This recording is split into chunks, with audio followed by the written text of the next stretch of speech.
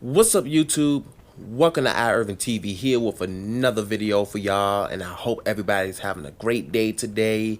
And in today's video, I will be giving y'all my impression on the new clone Commandos on Star Wars Battlefront 2. For those that don't know, each time a new unit, hero, or villain is released, I always like to give my personal input for each of them, and this time will be no different. So if you haven't already, go and check out my other impressions as well.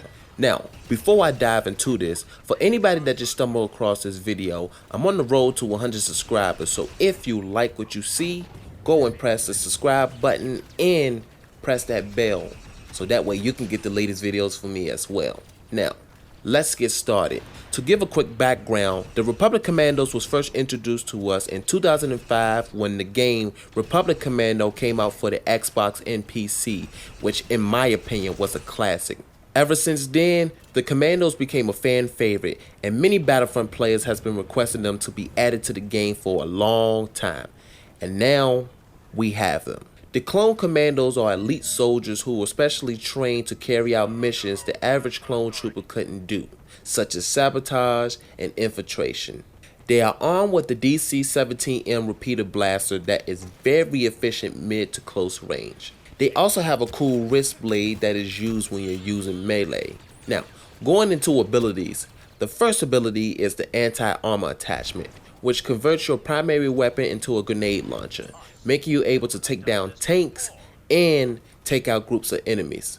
The second ability is battle focus, which provides damage reduction to you and your teammates if they're close to you, useful for getting out of trouble or annoying enemy heroes. And the final ability is the repulsor blast, which sort of acts like a small force push, giving you the ability to knock enemies back, which works sometimes, but it's still pretty neat.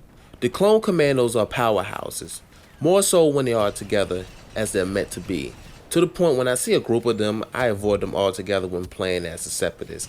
And then if they all have battle focus on, yeah, it's almost no stopping them. Like I said earlier, even villains has trouble taking them down.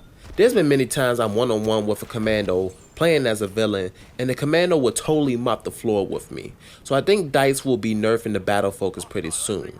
Now, the DC-17M is pretty decent. Again though, it is at its best when mid to close range. So long range with the commandos isn't best, but it's still reliable. Now, the interesting thing about the DC-17M is that instead of having an automatic cooldown like the other weapons, it used power pack clips, which means you actually have to reload this weapon.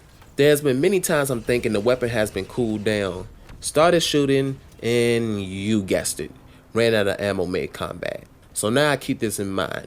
But despite that, I think that feature is nice and pretty unique, sticking to the source material. The only complaint I have with the Commandos is the load up time for the anti-armor attachment.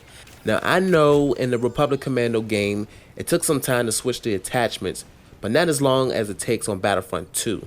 I feel like it takes forever for it to switch over.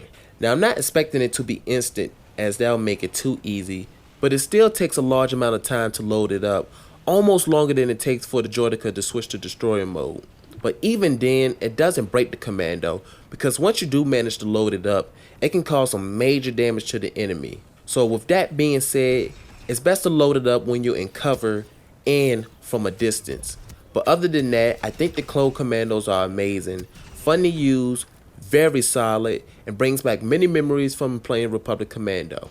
And the funny thing is that as I'm writing this script, yes, sometimes I do write script, I'm also reading True Colors from the Republic Commando book series as well, which is pretty awesome, and in my opinion gives the clones a lot of personality, and makes you realize that the clones are just as human as everybody else. Y'all should check it out sometime. But that's all for today's video, and as usual, if you like this video, go ahead and press the like button. If you dislike this video, hopefully you didn't, but if you did dislike this video, go ahead and press the dislike button, because I always appreciate honesty. Drop a comment below, subscribe to my channel, and until next time, promoting peace, gaming, and wings.